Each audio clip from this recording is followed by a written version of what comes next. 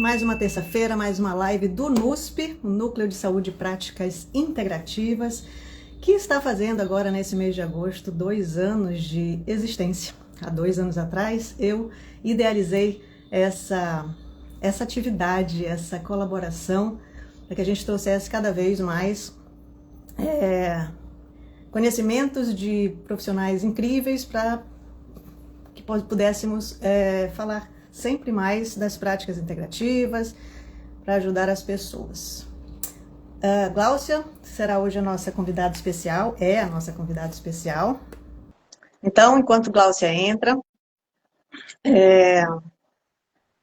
como eu estava dizendo, esse ano, agora em agosto, nós fazemos 2 anos de existência, o NUSP, Núcleo de Saúde e Práticas Integrativas, que durante esses 2 anos vem trazendo para você um pouco de informação de qualidade com profissionais incríveis na área das práticas integrativas, das ciências, física quântica, epigenética, medicina. Semana passada tivemos um webinar incrível com a doutora Rosângela Hart, que ficou gravado, está sendo editado, estou com alguns probleminhas técnicos aqui de edição, mas vai ficar à disposição para quem quiser, tá bom? Deixa eu então ver aqui com Gláucia. Vocês vão conhecer. A Gláucia, ela trabalha com pensamento sistêmico desde 2001. Gláucia é terapeuta somática sistêmica, trabalha com pensamento sistêmico há muitos anos, desde 2001, até antes, né, Gláucia? Uhum. Depois você corrija aí se eu estiver falando algo fora do seu contexto. Em 2007, a Gláucia desenvolveu um recurso sistêmico que ela chamou de justa razão, e este se tornou a base do seu trabalho, dos seus atendimentos individuais e o método terapêutico Nexo Renascer Sistêmico. E a gente vai falar sobre isso, a gente vai falar sobre transgeracionalidade. Ela tem 3 livros que ela... Olha que lindo, eu já li todos 3, tá? Olhe e veja além. Esse aqui é o Triângulo Dramático de Karpman e esse último aqui que é a mochila transgeracional que carregamos. Muito legal, sugiro que vocês leiam também. Onde que está disponível, Gláucia, esses livros para o pessoal comprar? GláuciaPaivaTerapias.com.br. Está no site, lá tem os links, é simples, é fácil, estão todos lá na página. GláuciaPaivaTerapias.com.br. Maravilha. Depois vai ficar gravado e eu vou colocar na legenda aqui da nossa live, tá, gente? Gláucia, fala, gente, quem é Gláucia Paiva por Gláucia Paiva? Então, eu sou terapeuta desde 1994, eu fiz algumas formações terapêuticas, né? E com isso eu fui aprendendo. Eu sou professora de educação física e de formação universitária, né? Trabalhei muitos anos com o corpo, né? E não com esporte, então eu fui estudar os aspectos somáticos, os aspectos emocionais que ficam no corpo, Ilhamir Reich, que são as couraças musculares, e fui trabalhando com cifose, lordose e escoliose. Com isso, eu fui entendendo o quanto que o emocional do cliente impacta na saúde e no corpo dele, né? Isso me deu uma base muito interessante, porque você pode ter um músculo firme, mas o que manda nele é a tua sensação de ameaça ou de acolhimento na vida. Então, ele pode estar firme, mas se você vive um impacto psíquico muito forte, que coloca você em não pertencimento, em rejeição, em não aceitação, na busca do reconhecimento que a gente tem, na busca do pertencimento que é biológica, né?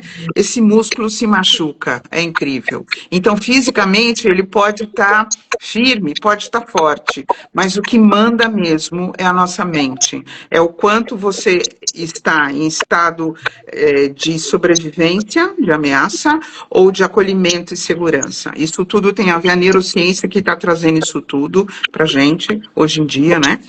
Bom, então, e daí eu fui entrando no verbal, eu fui estudar o que era emoção, o que era o pensamento, e fiz uma formação verbal em 94, que se chama Causalidade, estudo da relação entre causa e efeito, e fui estudando. Em 2001 eu entrei para o pensamento sistêmico, né? Fiz uma formação em constelação familiar, e depois nós abrimos um instituto aqui em São Paulo, o Instituto Conexão Sistêmica, e começamos a trazer os europeus para o Brasil, porque eu queria estudar isso, que eu achei que me impactou demais, esse raciocínio, é um raciocínio clínico, né? Eu queria estudar, em alemão eu não conseguia, então eu comecei a trazer os professores para cá, montei formações, o Instituto formou mais de 1.200 alunos, de 2009 até a pandemia fizemos 67 eventos internacionais, todos aqui presencial, aqui em São Paulo, no Instituto.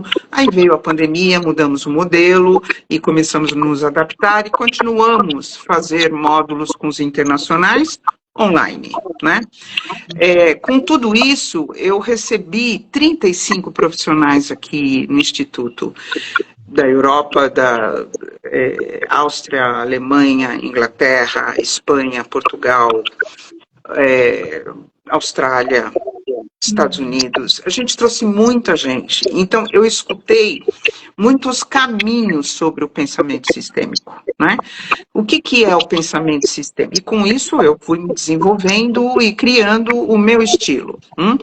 O que é o pensamento sistêmico? A gente tem duas formas de pensamento. Ana, se você quiser me fazer alguma pergunta, eu não estou te vendo. Você fala que eu paro e escuto, ok? Tá ok, pode ficar tranquila, tá. Ok. Nós temos duas formas de olhar para uma forma de pensar. A forma linear e a forma circular. Então, a linear é linha reta, tem A e B, né? Então, você sai daqui, você quer chegar aqui, eu estou saindo de casa e quero chegar no supermercado.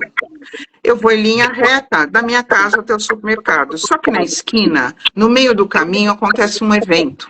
Alguém esbarra em mim, um carro quase me atropela, eu levo um tombo, alguém tenta me ameaçar de alguma forma. E no final, eu saí de casa para ir no supermercado e aconteceu um evento traumático comigo.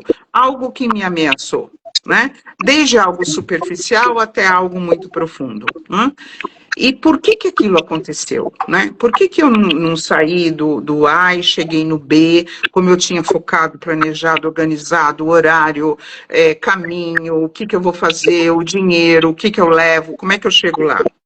E nós temos o pensamento circular, né? O pensamento circular é um pensamento que leva em consideração todas as formas, todas as forças que estão atuando nesse contexto.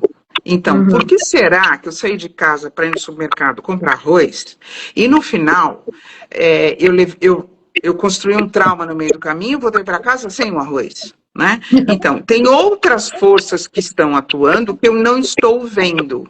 Então, o pensamento linear é o lógico, né? É sair de casa e chegar no super. O pensamento circular é todas as forças que estão atuando durante o meu foco, durante o meu propósito, durante o meu objetivo.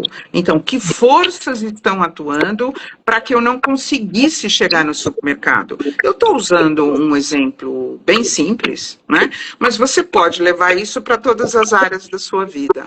Como, por exemplo, por que eu estudo, eu sou focada, determinada, e me esforço, me sacrifico e não consigo atingir a minha meta, né? Então, tem forças que, além do meu esforço, do meu comprometimento, estão impedindo o fluxo da minha vida, ok? Então, isso é o pensamento linear e o pensamento circular. O pensamento sistêmico é uma analogia do pensamento circular, quer dizer, que forças estão atuando aqui para eu não conseguir atingir a minha meta, mesmo que eu tenha me esforçado, acordei cedo, fui estudar, investi dinheiro, tempo, energia e dinheiro naquilo, e aquilo não flui, não acontece. Então, tem algo que está impedindo o fluxo da minha vida. O pensamento sistêmico, ele funciona exatamente dessa forma. Tem um cientista, um neurocientista, que eu vi esses dias na BBC, e ele estava falando que ele está no mundo inteiro com esse tema e está sendo questionado de várias formas diferentes, mas ele é top, é um cientista top, quer dizer, a palavra dele é significativa, e ele diz o seguinte, que nós não temos livre-arbítrio. Tudo é passado de pai para filho. E quem passou para o seu pai? Seus avós. E quem passou para os seus avós? Seus bisavós. Então, seus bisavós viveram várias situações, que foi na Primeira Guerra, no início do século passado, né? Eles viveram desafios, aqui no Brasil também, porque a guerra era lá, mas a carência chegou aqui, a escassez chegou aqui, a ameaça chegou aqui, chegou no mundo inteiro, por isso que é guerra mundial. Então, em todos os sentidos, né?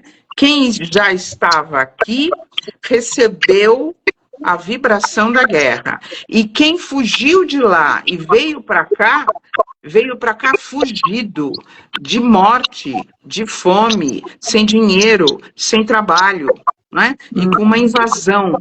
Então, tudo isso foi a história dos nossos bisavós. E aí Sim. Teve a Primeira Guerra, e que foi um horror, né? E depois disso veio a gripe espanhola, que nem o Covid, eles usavam máscara do mesmo jeito. Agora, você imagina se hoje morreu, a quantidade de pessoas que morreu, com toda a tecnologia que nós temos, imagine em 1920, 1930, 1924, 28, que aconteceu a gripe espanhola. Aqui no Brasil morreu muita gente. Quem morreu eram os nossos avós, ou bisavós. Ok? Então, assim, como foi viver o Covid agora?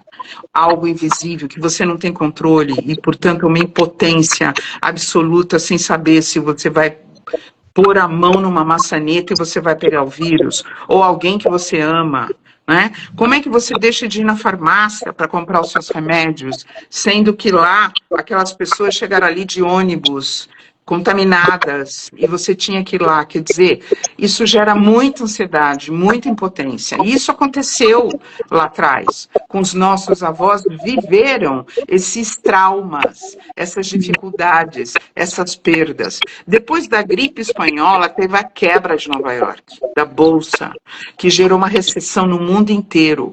O mundo inteiro sofreu com aquilo. Quem sofreu? Os nossos avós e os nossos bisavós, ok? E aí teve a Segunda Guerra, que foi pior ainda, né? Então teve o Holocausto. Quantos judeus morreram lá? Quase 6 milhões, né, de judeus. E quantos fugiram, né? Eu atendo vários netos e bisnetos de judeus que viveram o nazismo, né? E eu trabalho com o conceito da justa razão. É um conceito onde é a mochila que os seus pais carregam, que herdaram dos seus avós, que os seus avós carregaram essa mochila, que herdaram dos seus bisavós, que eles carregavam essa mochila de traumas e de dificuldades que nós vivemos. Então, muitas vezes, quando você vai no supermercado e no meio do caminho acontece algo que impede você de atingir a sua meta, ok? Isso pode ser um trauma transgeracional. Né?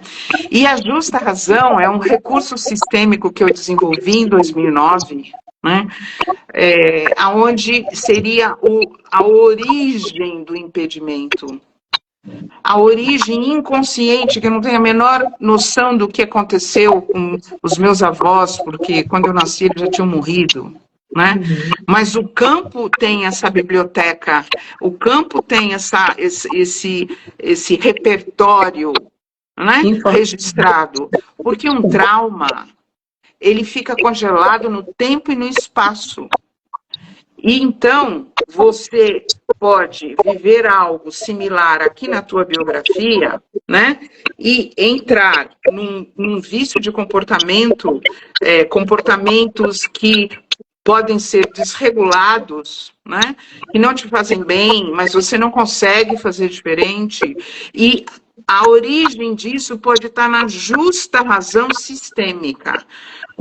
Ou na geração dos seus pais, ou na geração dos seus avós, ou na geração dos seus bisavós. Nós temos a epigenética que nos ensina que um trauma transgeracional dura até 7 gerações no sistema nervoso. Então, não estamos falando de energia. Nós estamos falando de fisiologia, estamos falando de biologia, de sistema nervoso, né? Onde quando você nasce, você herda esses registros de situações estressantes, marcantes e que mobilizou todo o sistema. A morte de alguém, o sumiço de alguém, a doença de alguém, a quebra financeira de alguém, um segredo, um assassinato, suicídio, os abortos que normalmente são muitos, né? Tanto no sistema da mãe quanto do sistema do pai. Então, tudo isso são marcas, né? Em que a gente pode estar dando lugar para isso, e quando nos achamos a origem do impedimento de você não conseguir chegar no supermercado para comprar arroz, é uma liberação, é fenomenológico, né? E o sistema precisa ser reconhecido. Então, quem foi excluído, quem foi esquecido pela dor emocional de estar lembrando, precisa ser reincluído. E isto é fenomenológico, ele autorregula o sistema. Quando isso acontece, você percebe, entende, raciocina que aquilo não começou com você. Aquilo começou muito antes, que você também está carregando, né? Então, isso é um pequeno resumo sobre o pensamento linear, que é o lógico, que é essa dimensão, que é a tua dimensão biográfica do que aconteceu de fato na sua vida, que está registrado na sua mente. Durante a tua gestação e os 2 primeiros anos de vida, você não tem memória explícita, só temos memória implícita. O que isso significa? Eu não tenho aparelho cognitivo para registrar o que aconteceu comigo. Então, eu registro no meu corpo. O meu corpo tem todo o meu repertório, do primeiro dia de fecundação até os dias de hoje. Mas os 9 meses, e de 0 a 2 anos, e de 0 a 3 anos, não temos maturidade no nosso aparelho cognitivo. Então, a gente não tem memória explícita. Então, você consegue lembrar das suas histórias, o que justificaria alguma coisa para você, por você não conseguir chegar no supermercado, a partir de 2 anos de idade. Até então, quem registra, na verdade, é o corpo, né? Eu desenvolvi um método exatamente, que é um método, método terapêutico nexo renascer sistêmico, que te mostra onde isso está, acessando isso no corpo. E quando isso é acessado, vem para a consciência e se descongela. E aí você fica com muito mais liberdade de poder viver a sua história, e não a história dos seus antepassados. Né? Então, isso é uma introdução, Ana. Como você vê isso que eu estou te falando, Ana?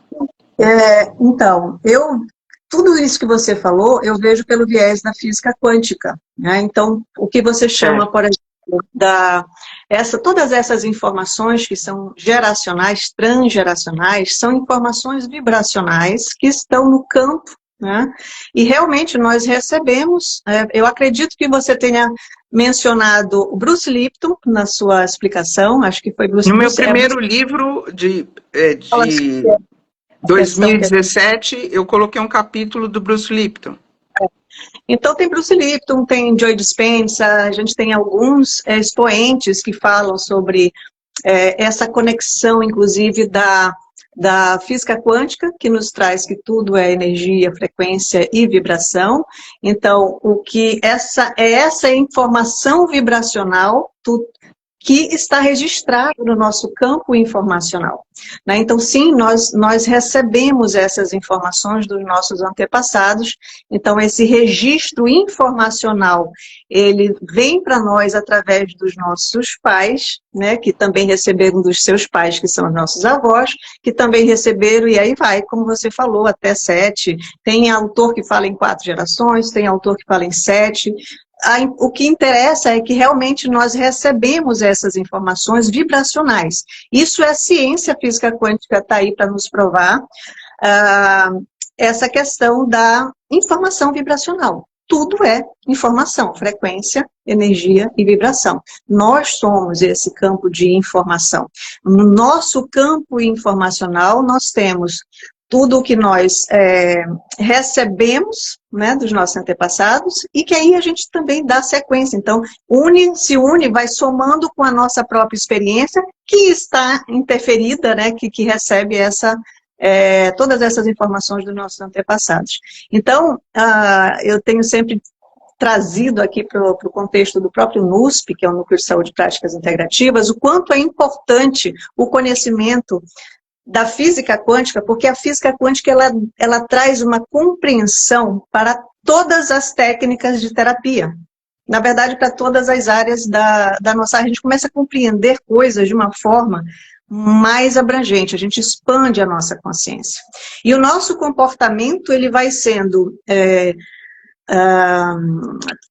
materializado no nosso corpo, essas informações interagem, informam a formação do nosso corpo. Então, aí desde do primeiro dia da nossa existência ali do útero, né, até a primeira infância toda, nós estamos formatando o nosso corpo, o nosso sistema nervoso está sendo mielinizado e a gente vai captando essas informações do meio. Que informações? A que a gente está vivendo, o que nossos pais estão nos transmitindo, que tem informações dessa transgeracionalidade. Então, assim, tanto a constelação, né, quanto várias outras terapias, várias outras técnicas, elas nos trazem isso de uma forma muito... Hoje em dia, cada vez mais, a gente está tendo a possibilidade de compreender o porquê que é possível entender essas informações dos nossos antepassados, como que isso acontece, né, de forma até científica, e é incrível, isso é incrível, porque aí você tem o que você chama de justa razão, eu chamo de raiz informacional do problema, da questão, né, porque realmente o momento em que você encontra essa raiz informacional e consegue trabalhar isso, há um ajuste, não só na sua vida, como no seu sistema.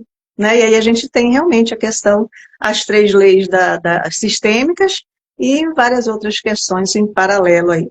É fantástico, né? Trabalhar com esse desenvolvimento humano, com esse viés, com esse conhecimento que a sistêmica chama de transgeracionalidade, que é isso mesmo, é maravilhoso. Eu sou encantada com essa possibilidade. Né? Para quem não me conhece, que está aqui, eu sou advogada de formação, advogada administradora, e me transformei numa advogada terapeuta, né? Também sou terapeuta neurobiológica vibracional, então eu associo aí esses conhecimentos de neurociência, epigenética e física quântica para ajudar vocês, e trago isso para a advocacia. Meus atendimentos hoje são só extrajudiciais, para você entender o seu problema antes de entrar no judiciário. Você resolve entendendo a si mesmo, né? E nem precisa do judiciário. Né? Mas é lindo isso. E traz um exemplo para a gente, Gláucia, de um caso seu, ou de vários casos que você já viu. Então, a gente sempre começa a partir de um sintoma que o cliente traz, né? E o que é um sintoma? Um sintoma é uma expressão de uma desregulação. É a expressão de algo que não tem mais fluxo. É a expressão de uma rigidez. É a expressão de um trauma. É o jeito que a natureza tem para nos dizer que algo tem que ser elaborado, revisitado, descongelado, para que o fluxo volte para todo o sistema, mas principalmente para a tua vida. Então, você pode ter um sintoma psíquico, você pode estar numa crise de ansiedade, num pânico, num toque, numa bipolaridade, né? Tem muitas síndromes, né, psíquicas, onde você não consegue mais ter o controle da mente, a mente que está te controlando, então você tem pensamentos recorrentes, você não consegue sair daquele ponto que você está fixo, você sabe que pode ser diferente, mas não consegue, então você fica fixa, rígida, congelada num óculos, num jeito de olhar. E não consegue abrir para poder ver de um outro lugar, trocar de óculos. Vou trocar de óculos e vou colocar um óculos vermelho, né? E aí você enxerga de um outro ponto de vista. Então, as crises psíquicas, elas te desregulam mentalmente a ponto de você ficar no fixo e não conseguir enxergar diferente. Mesmo que você tenha consciência que você deveria, poderia e seria muito legal.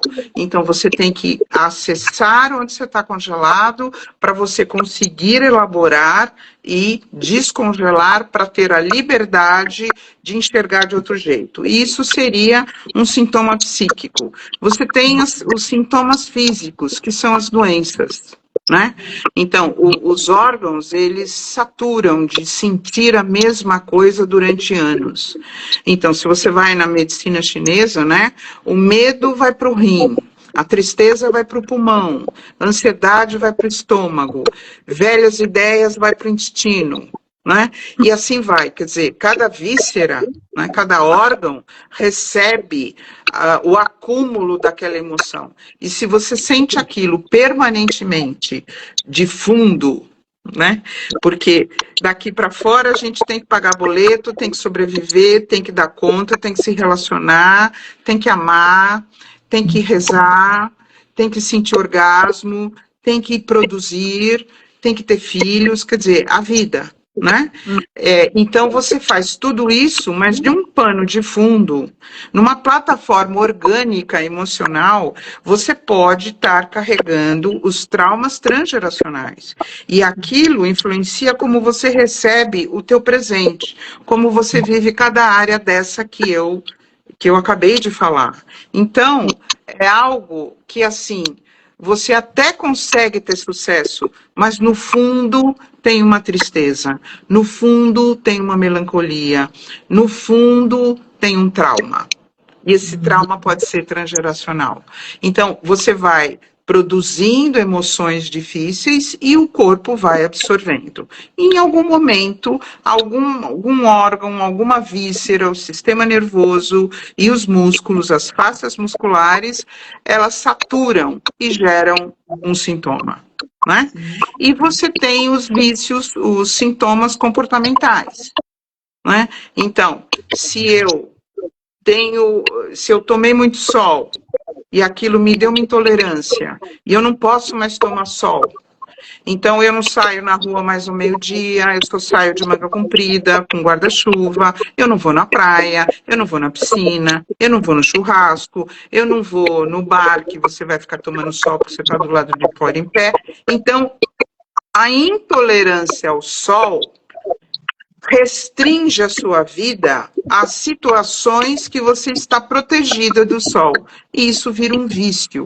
Então, eu não posso isso, eu não posso aquilo, eu só posso isso, eu só posso aquilo. E assim vira um vício comportamental. E como que não poder ir na piscina isso é só uma analogia, não poder usufruir, se divertir, poder tomar alguma coisa gostosa no sol, com um grupo de pessoas e dar risada, como isso pode influenciar a sua vida. Então, um sintoma, ele pode ser físico, ele pode ser psíquico e ele pode ser comportamental ou os três ao mesmo tempo. Né? Então, quando a pessoa chega no consultório, ela chega com algo que está acontecendo na biografia dela. Por exemplo, eu atendi uma pessoa que ela é bisneta de judeu, né?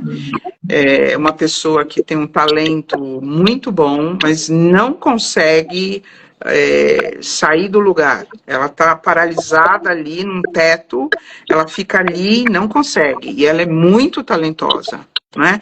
Então, é uma pessoa perceptiva, talentosa, tem um super bom gosto e não consegue. Então, não adianta só o talento. Que mochila que você está carregando? Que mochila é essa? Esse é o meu último livro, né? Que eu lancei agora em janeiro.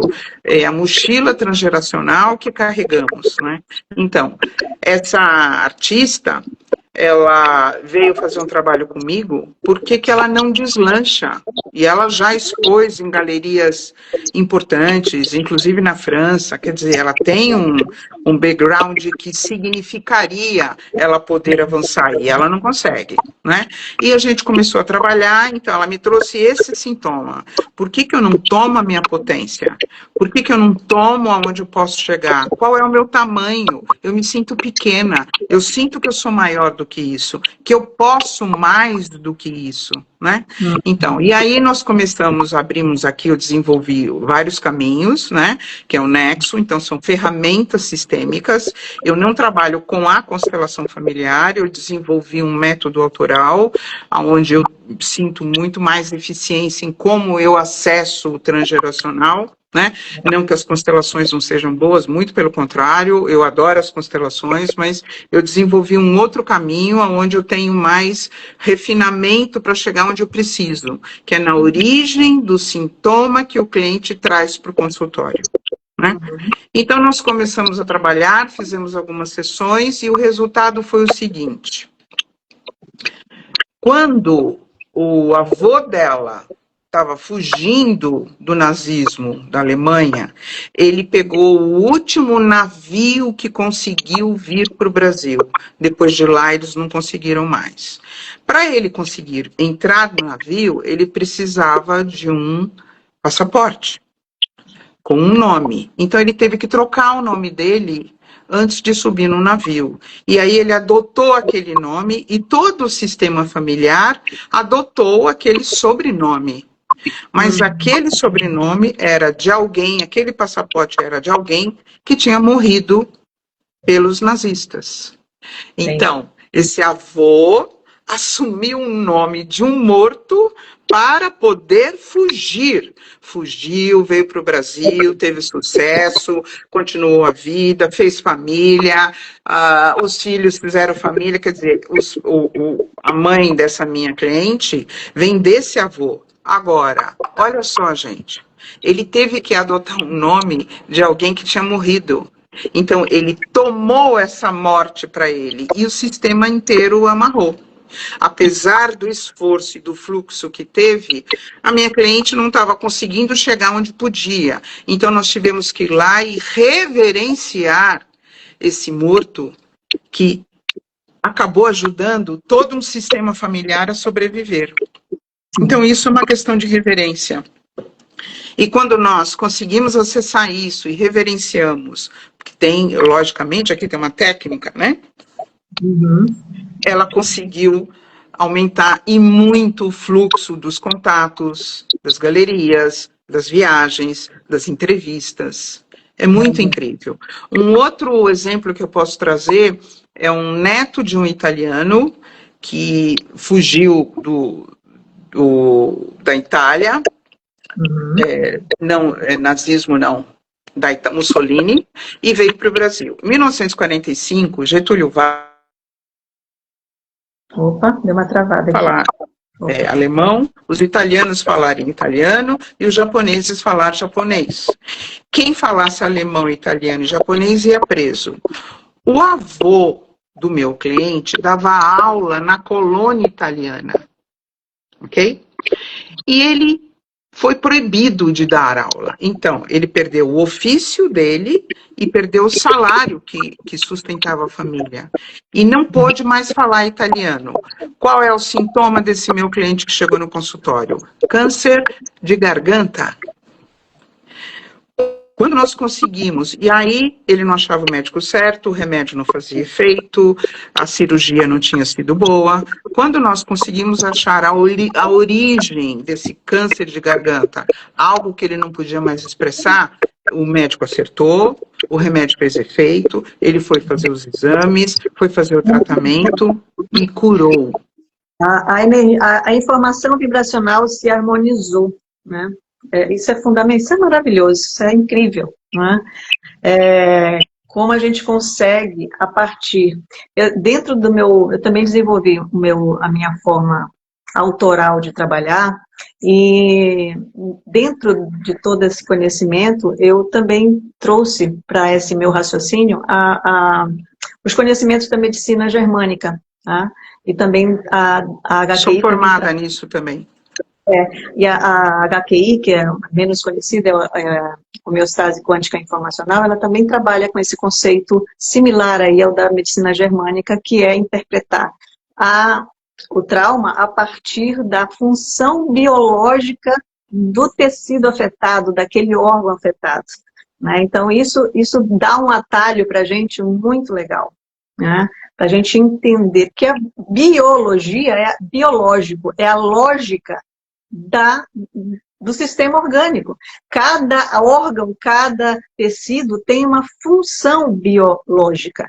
Então, a gente vai por essa lógica dessa função e a gente faz, então, essa conexão com a dificuldade. Então, você vê, por que a garganta, né? Função da fala, tem essa função. E aí a gente tem essa... Como é que você, Glaucia, dentro desse seu sistema, dentro da sua forma de trabalhar, você busca informações lá de trás? Por exemplo, nesses casos que você citou, os seus clientes tinham essas informações lá de trás, do bisavô, da vivência deles? Então, alguns sim, outros não. Outros não conheceram, não têm ideia, mas quando você abre o campo revela as informações necessárias. Então, isso é fenomenológico, né? E tem algumas situações que sim, quando você põe o sintoma e a gente vai buscar o sintoma no transgeracional, através da justa razão, né? Eu posso colocar uma justa razão atrás do sintoma, 2 ou 3, né? Que é a primeira geração, segunda, terceira geração. É incrível que quando o cliente tem as informações, ele lembra, o meu avô viveu XYZ. A minha bisavó foi caçada no laço pelos portugueses, então tinha os índios. E isso, nós estamos falando de nazismo, né? Mas podemos falar da escravidão africana, podemos falar da escravidão indígena, né? Então, eu tive um caso muito interessante. Uma cliente que tinha uma dificuldade com a mãe absoluta. A mãe não conseguiu exercer maternidade, né? E conforme nós fomos abrir o campo, ela foi trazendo as informações que a tataravó foi caçada pelo português. Então, ela teve que abandonar os filhos, o marido, os pais, o grupo. Foi caçada. E aí, ela tinha que ter uma vida sexual com o cara que roubou ela e ela não pôde mais criar os filhos. E ela tinha que ter novos filhos com esse português. Então, como que ela ia amar essas crianças, sabendo que os filhos foram abandonados? Então, ali, ela não conseguiu se envolver com a prole que ela tinha criado com o português, muito menos com quem escravizou ela sexualmente. E essa incapacidade de acolhimento com os filhos passou para a bisavó, passou para a avó, passou para a mãe da minha cliente. Quando ela entendeu que essa tataravó teve que abandonar toda a família dela afetiva, de escolha, com livre-arbítrio, com liberdade, ela fechou o coração e esperou a morte chegar. Foi vivendo, os filhos foram vindo, a vida continuou com o português que laçou ela, mas ela não se abriu mais afetivamente. E a mãe dela lida, a mãe da minha cliente, lida com os filhos nesse mesmo padrão. Então, se herda estratégia de sobrevivência, se herda padrões de comportamento. Quando a minha cliente conseguiu entender isso, né, ela conseguiu lidar com a mãe de uma forma absolutamente diferente e tirou dela o sentimento de não merecimento. Tirou dela de não acolhimento. Então, ela se sentia errada, insuficiente, desregulada por não ser amada e não ser acolhida pela mãe. A mãe não é capaz de amar. A mãe não é capaz de acolher, porque a mãe dela, a avó, não foi também, porque a bisavó também não foi, porque a tataravó também não foi. Então, se herdou uma frieza no acolhimento dos filhos, então não tem maternidade ali.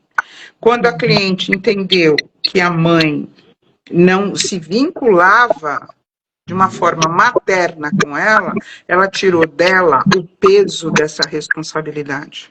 E foi uma libertação, assim, linda, porque não é que a mãe mudou, a mãe não mudou, não tem final feliz aqui, não tem abraços, eu te amo, minha filha, não é isso que acontece. O que acontece é que tira do cliente a responsabilidade de não ter recebido aquilo, de não merecer aquilo. E isso ela leva para a vida. Então, ela é abusada emocionalmente o tempo inteiro, ela é usada, ela não se coloca, ela não se protege, ela não luta pelos direitos dela porque ela não merece. Porque ela não foi acolhida por essa mãe. Quer dizer, a complexidade disso numa estrutura psíquica é profunda, né? Sim. Então, tem muitos casos que a gente percebe que vem de geração em geração e os pais... Uma vez eu escutei uma frase de um professor, isso foi em 2005, foi daí que tudo começou com o meu método, né? Foi daí que eu parti para o raciocínio clínico que eu consegui desenvolver. Eu li assim, num PowerPoint dele, um alemão. Ele dava aula em Portugal, e então aquele PowerPoint estava em português de Portugal. Então eu consegui ler 2005, né? Porque alemão não dá. E dizia assim, todos os filhos amam seus pais. Os pais amam seus filhos na medida dos seus traumas. Olha, interessante. Então, isso assim, eu fiquei acho que uma semana impactada. Como assim a minha mãe não me ama? Ela não me ama porque ela viveu um trauma em que o afetivo dela está completamente comprometido. E foi verdade. E foi assim que eu criei a justa razão. Quer dizer, Bert Helling nos diz que ela é a mãe certa para você, a sua mãe é a mãe certa para você, o seu pai é o pai certo para você. E aí você olha para trás e vê tudo que você viveu com essa pessoa e o nível de dificuldade que tem ali. Quer dizer, tem uma justa razão transgeracional para não ter fluxo na relação. E aí que eu entendi o que ele estava dizendo. Os pais amam seus filhos na medida dos seus traumas. Ok? Sim. Como é possível? Eu tenho uma outra pessoa que o filho ficou no hospital de 6 meses da gestação até 11 meses, 2 meses de vida. Ele ia no hospital todo dia ver o filho, e o filho entubado, e ele lá vivendo aquilo. Quando o filho voltou para casa, conseguiu sobreviver, passou todo aquele estresse, ele não conseguia chegar perto do filho. Tamanho trauma que ele desenvolveu de ir para o hospital e não saber se o filho ia estar vivo ou morto, durante 6 meses, todos os dias. Então, isso é trauma de desenvolvimento. Ele criou uma resistência de ver que, de repente, o filho podia estar morto e ele ia perder. Então, ele não aguentou viver 6 meses diariamente, indo no hospital para ver se o filho tinha sobrevivido. Então, são situações da vida que não tem explicação linear, né? Quer dizer, por que essa criança traz esse repertório? Por que essa mãe e esse pai geraram? Por que eles tiveram que viver esse nível de trauma e que depois eles não conseguiam se relacionar com a criança? Com medo de chegar perto e dele estar morto. Então teve que descongelar, quer dizer, é a incapacidade dos pais do acolhimento pelo trauma que aquela situação gerou nele. E quando a gente foi trabalhando e descongelando esse trauma, ele conseguiu se vincular no filho novamente. E a vida foi outra. E tudo mudou. Então a capacidade que os pais têm de exercer paternidade e maternidade está vinculada ao nível de traumas que eles carregam com paternidade e maternidade. E os filhos vão viver o que é possível, né? Sim. Então, esses são alguns exemplos, Ana. Maravilhoso, né? Esse tema é se deixar, a gente fala por horas aqui, porque tem exemplos e mais exemplos, você tem anos nessa de caminhada com essa vivência, são muitos casos que, Glaucia, podia trazer para a gente. Eu queria, Glaucia, eu queria ouvir de você um caso em que, assim, quando a pessoa não conhece absolutamente nada, foi uma criança que foi adotada, que foi doada, e ela não conhece absolutamente nada da sua ancestralidade, exatamente porque, né, foi adotada, enfim. Como que isso se desenrola dentro da sua forma de trabalho? Como que busca informações? Sim, que aí vai... então, tem assim, a pessoa que me procura, eu trabalho com o trauma transgeracional, ok? Então, eu sou formada em traumaterapia, eu tenho 4 formações em traumaterapia. A formação de traumaterapia trabalha com trauma biográfico, né? E eu trabalho com trauma transgeracional. Então, eu levei todos os conceitos da traumaterapia para o sistêmico. Eu uni os 2 raciocínios clínicos. Uma pessoa que é adotada, o primeiro movimento que ela tem que fazer é de reconhecer que ela tem uma mãe biológica e que tem um pai biológico. Mesmo que ela não tenha a menor ideia de quem eles são, nós colocamos uma âncora representando a mãe biológica e uma âncora representando esse pai biológico. Isso é muito difícil para um adotado. Porque, no fundo, ele foi rejeitado, ele foi abandonado, ele foi esquecido, ele foi entregue, né? Mas, se um adotado não consegue tomar seu pai e sua mãe biológica, ele vai ter problema de relacionamento a vida inteira. Mas o que você me perguntou é assim, eu posso montar a família biológica desse cliente adotado através de âncoras. Eu ponho os pais, eu ponho os avós, eu ponho os bisavós, mesmo que ele não tenha conhecido. Quando você monta esse genograma na frente do cliente, ele enxerga algo além do que ele está acostumado a enxergar. E isso causa um impacto psíquico profundo, né?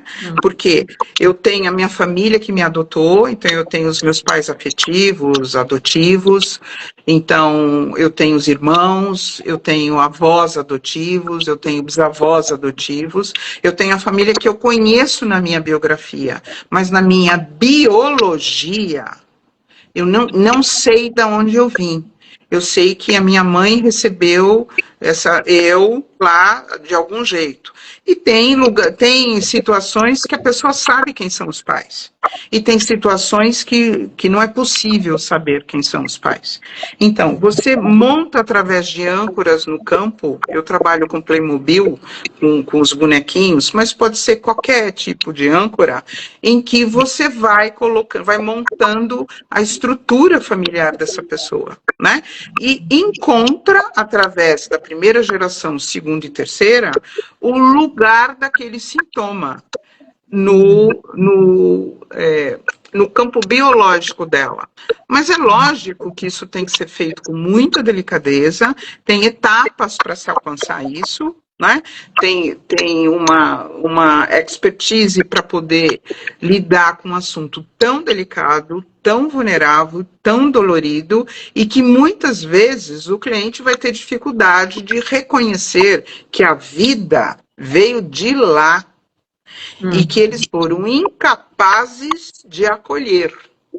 Então, existe uma justa razão pelo qual esses pais foram incapazes de levar aquela vida em frente. Então, eles tiveram que doar. Existem muitos motivos, mas o fato é, eles foram incapazes de cuidar dessa vida. E isso tem uma justa razão sistêmica, Ana. Então, é através de âncoras que você monta no campo, quando não se tem nenhuma informação. E vou te contar, eu com adotivo, com adotados, eu trabalho com isso há 30 anos, eu já atendi muitas situações.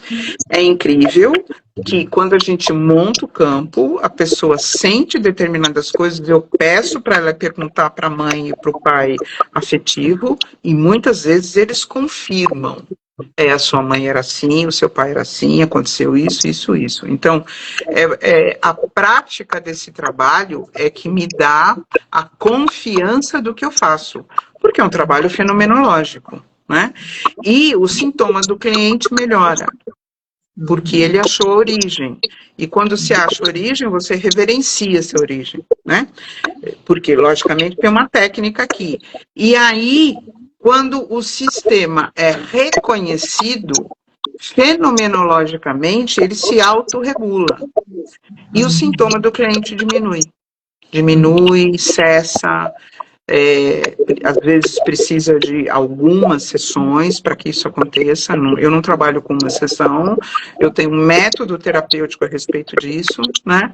E com o tempo o sintoma vai diminuindo, diminuindo, diminuindo, mesmo que ele não tenha conhecido, mesmo que ele não saiba as informações. Montamos o campo atrás dele. Que incrível, maravilhoso. Eu passaria mais 1 hora aqui com você, mas a gente já está pertinho da hora. Nosso tempo. Ok. Né? Então, Glaucia, eu vou te pedir para fala para a gente, para quem está aqui com a gente, para quem vai assistir depois, como te encontrar, onde é que se você trabalha presencialmente, online, fala de você, Sim. fala do Então,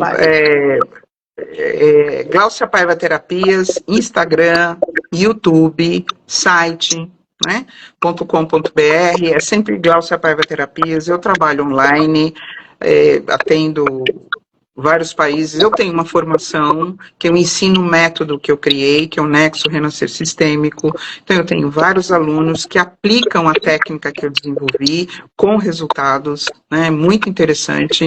Eu trabalho online, trabalho presencial, dou aula. Eu tenho muito material no YouTube, tenho vários vídeos, várias lives de conteúdo, né?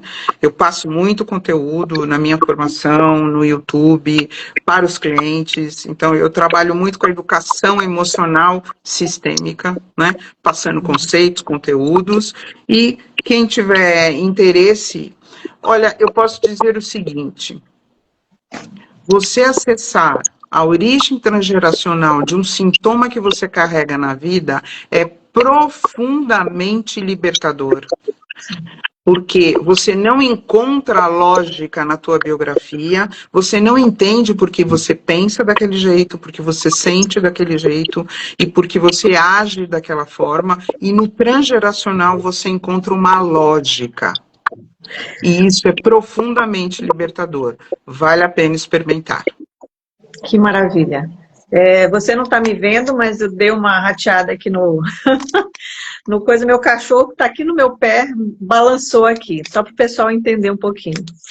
Olha, eu só tenho a agradecer você estar aqui com a gente, fazer parte aqui dessa jornada nossa do NUSP. Para quem não conhece o NUSP, o Núcleo de Saúde e Práticas Integrativas, que está fazendo 2 anos hoje, foi uma ideia minha, que tomou forma, tomou jeito, foi crescendo, e hoje a gente está aí já, um bebezinho ainda, 2 anos, imagina. A Glaucia tem 30 anos com essa história, mas o NUSP, ele é um agregador de pessoas, ele é uma proposta para que várias pessoas com os seus Várias conhecimentos... áreas possam se integrar, né, Ana? Exatamente, para que a gente leve adiante o conhecimento mais profundo e mais sério, né, que embasam as práticas integrativas, as diversas técnicas, porque quando eu vim eu sou advogada, né, então comecei a investigar isso por uma questão pessoal, quem me acompanha já conhece, e eu fiquei muito preocupada com a seriedade, né? Como assim? Agora eu sou terapeuta, de onde vem isso? Eu preciso de conhecimentos mais profundos, preciso, sabe, conhecimentos sérios, né, a respeito do tema. Então, a ideia de formar o NUSP foi exatamente para trazer pessoas que tem essa experiência há mais tempo, que tem base realmente no que está falando, que não fez, não é um terapeuta de um curso de final de semana, né? Então, aí a gente precisa muito mostrar cada vez mais que não é misticismo, que isso é ciência, tem muita ciência por trás disso, estamos falando de física quântica, de biologia, de epigenética, de neurociência. A neurociência é incrível quando a gente associa esses conhecimentos para compreender esse funcionamento neurobiológico, eu chamo o nosso corpo, o nosso filtro neurobiológico de todas essas informações vibracionais, né? Então é fantástico isso, eu agradeço demais que você tenha estado aqui com a gente, já deixo um convite para uma próxima, né? Com certeza. E na próxima, se Deus quiser, você vai enxergar aqui, né? Não vai estar escuras aí. Ai, gente, que pena. Então, Ana, muito obrigada do convite. É sempre muito bom poder falar do pensamento sistêmico. É uma honra estar aqui no teu instituto, no teu projeto, podendo colaborar ou mesmo contribuir de alguma forma. Muito obrigada da oportunidade. Abraços a todos. Beijo. Tudo de bom. Tchau. Obrigada. Tchau, tchau.